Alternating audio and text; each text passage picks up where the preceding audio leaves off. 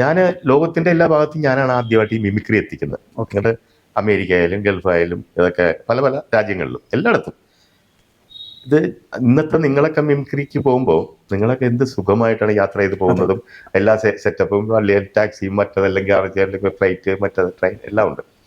ഞാനൊക്കെ ഓരോ ഗ്രാമങ്ങളിലൊക്കെ പോണത് ചിലപ്പോൾ വള്ളത്തിലൊക്കെ ആയിരിക്കും പോണത് അന്നത്തെ കാലത്ത്, അല്ലെങ്കിൽ കാളവണ്ടി.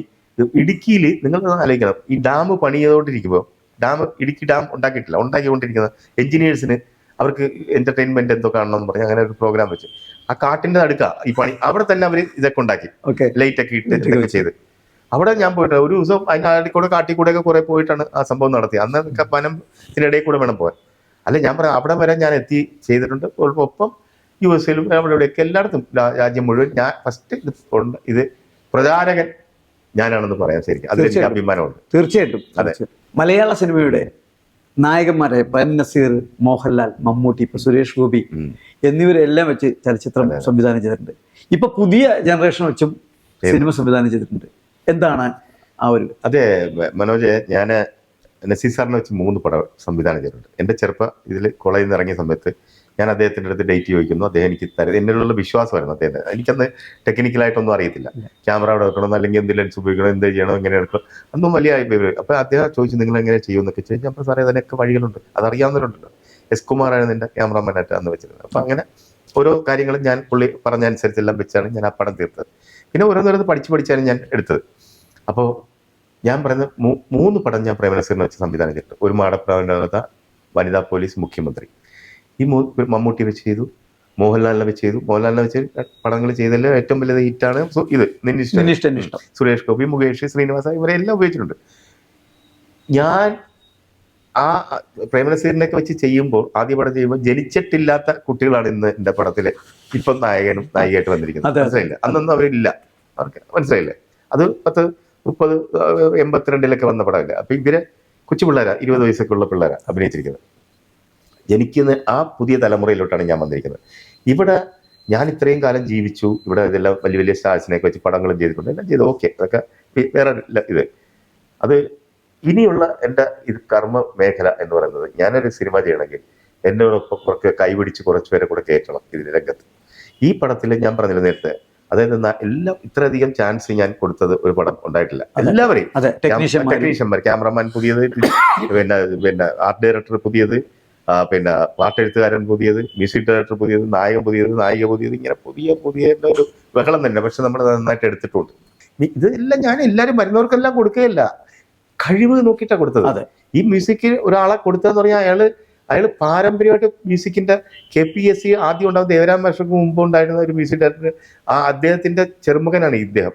അപ്പം അയാൾ മ്യൂസിക്കിൽ മാത്രം വെച്ച് ജീവിച്ച, അയാളുടെ അച്ഛൻ വലിയ പോപ്പുലറായ മ്യൂസീഷ്യൻ ആയിരുന്നു. ഇയാള് 100-400 പിള്ളേർക്ക് ഇപ്പോഴും പഠിപ്പിക്കുന്നു, പയ്യനാ. പക്ഷെ പിള്ളേർ ഇപ്പോഴും അദ്ദേഹത്തിന്റെ ട്യൂഷൻ ഇതൊക്കെ പഠിക്കുന്നുണ്ട്, ഈ മ്യൂസിക് പഠിക്കുന്നുണ്ട്. ഒന്ന് ആലോചിച്ച് ഇൻസ്റ്റിറ്റ്യൂട്ട് നടത്തുന്നത്, മ്യൂസിക് നമ്മുടെ ജീവിക്കുന്നത്. അയാളുടെ കഴിവിനെ നമ്മളൊന്ന് പ്രോത്സാഹിക്കും. ജയരാജ് എന്ന പേര്, പുനലൂർക്കാരൻ.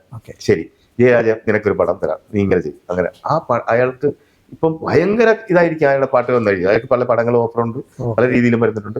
അതുപോലെ ഓരോരുത്തരും രക്ഷപ്പെടാൻ സാധ്യത ഉണ്ടാകും. ഞാനിപ്പോൾ കൊണ്ടുവന്നിരിക്കുന്ന നായകനെ പറ്റി ആ ഏജിലുള്ള ഗ്രൂപ്പിലെ ഏറ്റവും വലിയൊരു ആക്ഷൻ ഹീറോ ആയി വരാൻ സാധ്യതയുള്ള ഒരു പയ്യനാണ്. അവൻ ചെയ്യുന്ന ഫൈറ്റ് ഒക്കെ കണ്ടാൽ ഞാൻ ഫൈറ്റ് മാസ്റ്റർ എടുത്ത് പറഞ്ഞ് ഡൂപ്പ് ഇടാൻ പാടില്ല എന്നൊരു കണ്ടീഷൻ വെച്ചു. അത് ഇങ്ങനെ ഡൂപ്പ് ഇല്ലാതെ അവൻ ചെയ്യും. അവൻ അക്രമേഴത്തിന്റെ ഒസ്താദ് ചാടിയ കമ്പിയിലൊക്കെ കയറി നിൽക്കും, അങ്ങനത്തെ ടൈപ്പ്. മനസ്സിലായില്ലേ? വേലകൾ ഇങ്ങനെ ഭയങ്കര ഒരു അത്ഭുതമായിരുന്നു അവൻ. നമുക്കൊക്കെ ഇങ്ങനെയൊക്കെ ചെയ്യാൻ പറ്റുമെന്ന് തോന്നുന്ന രീതിയിൽ ചെയ്യുന്നുണ്ട്. ആ ഫൈറ്റ് കണ്ട ഞെട്ടിപ്പോകും നമ്മൾ. ഇതിനകത്ത് ഞാനിപ്പോ ക്രിസ്തുവിന്റെ കുറെ സംഭവങ്ങൾ, നാടകങ്ങൾ കാണിക്കുന്നുണ്ട് ഇതിനകത്ത്. ഈ നാടകം മറ്റു സീക്വൻസ് എല്ലാം മാറ്റിയിട്ട് ഞാൻ അതിനകത്ത് ഒരു ലാസ്റ്റ് സപ്പർ, അവസാന അത്താഴം, തിരുവത്താഴം, ആ രംഗമാണ് ചിത്രീകരിച്ചത്. അപ്പൊ നടുക്ക് ക്രിസ്തു ഇരുന്ന 6 ശിഷ്യർ ഇപ്പുറത്ത്, 6 ശിഷ്യന്മാരപ്പുറത്ത്. ഈ ശിഷ്യന്മാരെ കണ്ടാൽ നമ്മൾ സാധാരണ നാടകത്തിലൊക്കെ കുറെ താടിയൊക്കെ വെച്ചിട്ട് എന്തെങ്കിലുമൊക്കെ വെച്ച് മേക്കപ്പ് ഒക്കെ ചെയ്തു. ഒരൊറ്റ മേക്കപ്പ് ഞാൻ ഉപയോഗിച്ചിട്ടില്ല. ഇതിന് ഞാൻ അനൗൺസ് ചെയ്തു ഇങ്ങനത്തെ കുറെ ഫിഗറുകളാണ്, ആയിരക്കണക്കിന്, ഇത്രയും താടി, ഇത്രയും ഇങ്ങനെയുള്ള ഇതിനെല്ലാം വെച്ച് ആ റോമൻ ഡ്രസ്സൊക്കെ ഇട്ട് കഴിഞ്ഞാൽ കറക്റ്റ് ഒരു മേക്കപ്പ് എന്ന് പറയുന്ന സാധനം ആർക്കും ഉപയോഗിച്ചിട്ടില്ല അതിനകത്ത്. മനസ്സിലായില്ലേ? ക്രിസ്തു ഉൾപ്പെടെ എല്ലാം പക്ക ക്ലീൻ ആണ്. ആളെ കിട്ടും നമുക്കതിന്. അവരെല്ലാം കറക്റ്റ് ചെയ്ത് കൊണ്ടുവന്നു. ഞാൻ പറയുന്നു, ഓരോരുത്തരെ അതാത് ചാൻസ് കൊടുത്ത് അതാത് രീതിയിൽ ഉപയോഗപ്പെടുത്തുന്ന ആ രൂപത്തിലും ആയാലും പറ്റിയ ആൾക്കാരാ. ഇക്ക് പണ്ട് സിനിമയുടെ കഥകൾ പറയുമ്പോൾ ബിഡായി ബംഗ്ലാവിൽ വന്നപ്പോൾ ഒരു കാര്യം പറഞ്ഞു. പണ്ട് സിനിമയിലെല്ലാം ചിക്കൻ കഴിക്കുക എന്ന് പറഞ്ഞാൽ ചിക്കൻ അല്ലായിരുന്നു എന്ന് പറഞ്ഞു. ഞാൻ ഒരുപാട് ചിരിച്ചൊരു കാര്യം. ശരിയാ. ഞാനത് ഈ സ്റ്റുഡിയോയിൽ ചെന്നപ്പോൾ ഞാൻ ഞെട്ടിപ്പോയൊരു സംഭവം. മെരിലാൻഡ് സ്റ്റുഡിയോയിൽ പണ്ട് ഷൂട്ടിങ്ങിന് നിന്നപ്പോൾ അവിടെ ഒരുപാട് സാധനങ്ങൾ ഇങ്ങനെ അലമാരകൾ ഇങ്ങനെ നടത്തിയെടുത്ത് വെച്ച്, കണ്ണാടി അലമാരകൾ, അതിനകത്ത് രാജാവിന്റെ ഡ്രസ്സ്, കിരീടങ്ങൾ ഇങ്ങനെ ഇങ്ങനെ ഇങ്ങനെ വെച്ചിരിക്കും ഒരുപാട്. അപ്പൊ ഞാൻ ഇതെല്ലാം നടന്ന് ഇങ്ങനെ നോക്കുന്ന കൂട്ടത്തില് ഈ ചിക്കന്റെ കാലില്ലേ, ഈ കാല് തടിയിലുണ്ടാക്കിയിട്ട് അതിൽ പെയിന്റ് കറക്റ്റ് ചിക്കനാണെന്ന് തോന്നുന്നു, കണ്ട കാല പൊരിച്ച ചിക്കനാണെന്ന് തോന്നുന്നു, അതുപോലത്തെ 100 കണക്കിന് ചിക്കൻ കാല്. ഞാൻ ചോദിച്ചു ഇതെന്താണ്? അത് നമ്മള് ആളുകൾ വലിയ പാർട്ടിയിൽ ഇരിക്കണ്ടേ, അപ്പൊ അവർക്ക് മറ്റേ നായകൻ മാത്രമേ ഒറിജിനൽ, മറ്റേ തടിയിലിട്ട കടി മരത്തിന്റെ കാല് അത് ഉണ്ടാക്കി വെച്ചിരിക്കുക. കാരണം അത് അന്നത്തെ വലിയ കോസ്റ്റ്ലി ആ ചിക്കൻ കൊടുക്കാന്ന് പറഞ്ഞാൽ ഒരു കാലം കൊടുക്കുക. പിന്നെ അത് അതിനേക്കാളും നല്ല ഭംഗിയിൽ അവരുണ്ടാക്കി അതിന്റെ പെയിന്റ് ഒക്കെ അടിച്ച് അതിന്റെ മസാലയുടെ ഒക്കെ പെയിന്റ് ഒക്കെ. ഇപ്പോഴും അത് പഴയ സിനിമയിലെ പാർട്ടി കാണുമ്പോൾ ഞാൻ ഏറ്റവും കൂടുതൽ ചെയ്യുന്ന മരത്തിന്റെ കാല്. ബാക്കിയുള്ളവർക്ക് ഇതിലിട്ട് പിടിക്കും, മറ്റേ നായകൻ മാത്രം സംസാരിക്കും, നായകൻ മാത്രം. അങ്ങനെയൊക്കെയുള്ള കാലം ഉണ്ടാക്കുന്നത് അതിനു വേണ്ടി ഉണ്ടാക്കി വെച്ചിരുന്നു. സിനിമാ മേഖലയിൽ ഒരുപാട് സഞ്ചരിച്ച ഒരാളാണ്. ഈ സിനിമാ മേഖലയിൽ സഞ്ചരിക്കുമ്പോൾ ഒരുപാട് തമാശകളും കാര്യങ്ങളും ഒക്കെ അനുഭവത്തിൽ വരാറുണ്ട്. അങ്ങനെ എന്തെങ്കിലും ഓർമ്മയിലുണ്ടോ? ഒരു ഫാസലിന്റെ ഒരു പടം ഉണ്ടായിരുന്നു, കിളിപ്പേച്ച് കേച്ചവാ. മമ്മൂട്ടിയാണ് നായകൻ തമിഴിൽ. അത് അന്നത് വലിയ വിജയമായില്ല. പക്ഷെ അത് ഇന്നത്തെ കാലത്തായിരുന്നെങ്കിൽ ഒരു പക്ഷേ ആ പടം ബമ്പർ ഹിറ്റായിരുന്നു. ഇന്ന് അത്രയും ദഹിച്ചില്ല ആ സംഭവം, അതിന്റെ കഥയുടെ സംഭവം. കിളിപ്പേച്ച് കേക്കവാ ഒരു പക്ഷെ ഇന്നത്തെ കാലത്തിന് പറ്റിയ സബ്ജക്റ്റ് ആയിരുന്നു അത്. അപ്പൊ അതില് ഒരു രസം ഉണ്ടായെന്ന് വെച്ചാൽ എനിക്ക് എപ്പോഴും ഓർമ്മ വരുന്ന ഒരു സാധനമുണ്ട്. ഈ അലി എന്നും പറഞ്ഞൊരാളുണ്ട്, അലി ഒരു മെല്ലിച്ച് ഒരു മലപ്പുറംകാരൻ അലി. അപ്പൊ അലി ഈ ക്ലാപ്പ് അടിക്കും, അലി ഇങ്ങനെ ഇതടക്കും. ഫാസിലിന്റെ എല്ലാ ഷൂട്ടിങ്ങിനുള്ള ഫാസിലിന് വലിയ ഇഷ്ടമായില്ല. അലി എന്നൊക്കെ പറഞ്ഞ് നിൽക്കും. ഈ യൂണിറ്റുകാരെല്ലാം കൂടെ വന്ന്, അപ്പൊ മമ്മൂട്ടിയാണ് നായകൻ. അപ്പൊ യൂണിറ്റുകാരെല്ലാം തമിഴന്മാരും അവരുടെ കേൾക്കും. അവര് ഇയാളെ അതിന് മുമ്പ് ഒരു 10 പേര് നിൽക്കാന്ന് വെച്ചാൽ ഇടയിൽ നിന്നുകൊണ്ട് എലി എന്ന് വിളിക്കും. ആളിങ്ങനെ അസുഖ ചൂട് ആരും മനസ്സിലാവത്തില്ല. ഈ 10 പേര് നോക്കിയിട്ട് മര്യാദക്ക് പ്രേമം പോകും. അവിടെ ഒരു ദിവസം ഇത് ഒരു ഡെയിലി ഇങ്ങനെ ഇവൻ അങ്ങോട്ടും ഇങ്ങോട്ട് പോകാൻ വയ്യാത്ത അവസ്ഥ. ഇവനാകെ ബേജാറാവും ഇത് വിളിക്കുമ്പോ, എലിന്ന് വിളിക്കുമ്പോ. എലിന്ന് വിളിച്ച് വേറൊരുത്തൻ ഇതുപോലെ അങ്ങനെ ഇവൻ നടന്നു പോകുമ്പോ എലിന്ന് വിളിക്കൽ ഇവൻ നോക്കുമ്പോ കറക്റ്റ് അവൻ വിളിക്കുന്നുണ്ട്. ഇവനൊരു അടി വെച്ച് കൊടുത്തു, അവനിട്ട് അടി വെച്ചു കൊടുത്തു. അടി കൊടുത്തപ്പോ ഇത് യൂണിറ്റുകാരൊക്കെ ഇറങ്ങി കംപ്ലീറ്റ് പ്രശ്നമായി. ഒരുത്തനെ തല്ലി അവിടെ വന്ന്. അപ്പൊ ഇവൻ അലി ഇങ്ങനെ പോകുമ്പോ, ഇങ്ങനെ നടന്നു പോകുമ്പോ ഇവര് 8-10 പേര് ഒന്നിച്ചിങ്ങനെ നിന്നിട്ട് ഇതിന് പകരം വീട്ടാൻ വേണ്ടി എന്നുള്ളത് നിൽക്കുന്നിട്ട് 1 2 3 അലി വരുന്നു, എലി എല്ലാരും കൂടെ 10 പേര് വിളിച്ചു.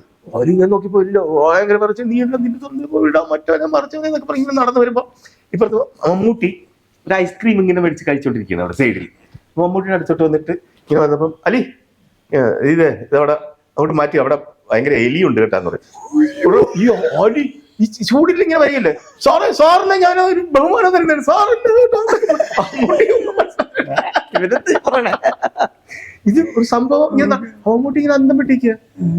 സാറിന് ഞാൻ സാറിന്റെ ഭയങ്കര ഇത് അവിടെ നിന്ന് അപ്പുറത്തെ ഇത് കഴിഞ്ഞിട്ട് ഇങ്ങോട്ട് വരുമ്പോഴാണ് ഈ സംഭവം മനസ്സിലായില്ലേ. ഇങ്ങനത്തെ ഒരുപാട് അനുഭവങ്ങൾ നമുക്ക് ജീവിതത്തിൽ കാണുമ്പോൾ ചിലപ്പോഴൊക്കെ ഓർക്കും ചിരിക്കുന്ന ആ ടൈമിങ് ആണ്. മനസ്സിലായില്ലേ. മമ്മൂട്ടിയുടെ ചൂടായാണ്. മമ്മൂട്ടിക്ക് എന്താന്ന് മനസ്സിലായി. ഐസ്ക്രീം ഉണ്ട് അവിടെ വെച്ച എലിയുടെ എലിയുണ്ടെന്ന് പറഞ്ഞു ആകെ പ്രശ്നമായി. ഇപ്പൊ ഇല്ല, എന്നാലും അത് ഓർക്കുമ്പോഴേ എനിക്ക് ഭയങ്കര ഒരു സംഭവിച്ച സംഭവം, നടന്ന കാര്യമാണ്. മലയാള സിനിമയിൽ ഏകദേശം 50 വർഷത്തോളമായി ഒക്കെ സഞ്ചരിക്കാൻ തുടങ്ങിയിട്ട് 50 വർഷം അടുക്കാറായി. ഈ ആദ്യകാലവും ഇപ്പോഴത്തെ ന്യൂ ജനറേഷനൊക്കെ തമ്മിലുള്ള ആ ഒരു വ്യത്യാസം എന്തായിട്ടാണ് തോന്നുന്നത്? സിനിമ ഒരുപാട് മാറിപ്പോയിട്ടുണ്ട്, വ്യത്യാസം ഒത്തിരി ഉണ്ട്. പക്ഷെ മനുഷ്യര് അതിൻ്റെ അനുസരിച്ച് മാറിയിട്ടുണ്ട്, നമ്മളത് അതനുസരിച്ച് പോകുന്നുണ്ട്. പക്ഷെ ഞാൻ പറഞ്ഞ പോലെ എനിക്ക് ചില നിലപാടുകളും എൻ്റെ സത്യസന്ധമായിട്ടൊക്കെ പോകണമെന്ന് ജീവിക്കണമെന്ന് ആഗ്രഹമുണ്ട്.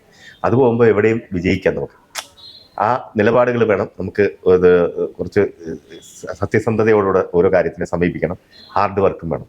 ഇപ്പോഴും ഞാനെല്ലാം അപ് ടു ഡേറ്റ് ചെയ്തുകൊണ്ടിരിക്കുന്നു, ഓരോ കാര്യങ്ങളും മനസ്സിലാക്കിക്കൊണ്ടിരിക്കുന്നു. അതനുസരിച്ച് അപ് ടു ഡേറ്റ് ചെയ്ത പിള്ളേരുമുണ്ട് നമുക്ക് കിട്ടാൻ.